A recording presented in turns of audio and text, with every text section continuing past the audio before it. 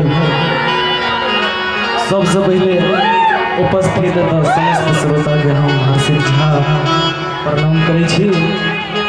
अपने सब बीच में एक क्लासिकल सॉन्ग है सुनावल जा रहा छी। हिनका से ना फोटो हमारे निकाल दियो